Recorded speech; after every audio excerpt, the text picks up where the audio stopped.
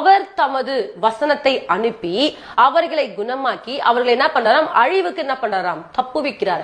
ஆண்டு சிலர் வார்த்தையை அனுப்பி, ஹல்லேலூயா, இந்த வசனத்தை ஒரு மனுஷனுக்குள்ளாக அனுப்புனாருன்னு சொன்னா, நீங்க எப்பேற்பட்ட பலவீனனா இருந்தாலும், எப்பேற்பட்ட வியாதிக்குள்ளாக இருந்தாலும், இந்த வசனத்தை நீங்கள் விசுவாசிப்பீர்கள் என்று சொன்னால் தேவன் நிச்சயமாக உங்களுக்கு சுகத்தை கொடுத்து உங்களை தேவன் ஆச்சரியமாய் வழிநடத்த ஒரு வல்லவராய் இருக்கிறார். ஹல்லேலூயா.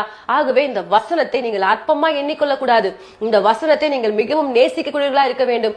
ஆகவேதான் எரேமியா தீர்க்கதரிசி சொல்றாரு, உடைய வார்த்தைகள் கிடைத்த உடனே அவைகளை ஆவென்று உட்கொண்டேன் நான். ஹல்லேலூயா. இப்ப பாருங்க, அந்த வசனம் எப்ப கிடைக்கும், அதை எப்ப நான் உட்கொள்வேன் என்று சொல்லி அந்த வசனத்தை அவ்வளவு நேசிக்கிறாங்க. இன்றைக்கு கூட பாருங்க, இந்த வசனத்தை நிறைய நேரத்தில் நம்ம என்ன பண்றோம், அற்பமா எண்ணிக்கொள்றோம். இந்த வேதாகமத்தை நம்ம அநேக நேரங்கள்ல குறைவாய் பார்க்கிறோம். மாத்திரை சாப்பிட்டதானுங்க, ஊசி போட்டதானுங்க நம்ம சுகம் கிடைக்கும், இப்படிதான் நீங்க விசுவாசிக்கிறீங்க. ஒண்ணும் இல்லைங்க, வார்த்தை விசுவாசித்து பாருங்க, அது உங்களுக்கு சுகத்தை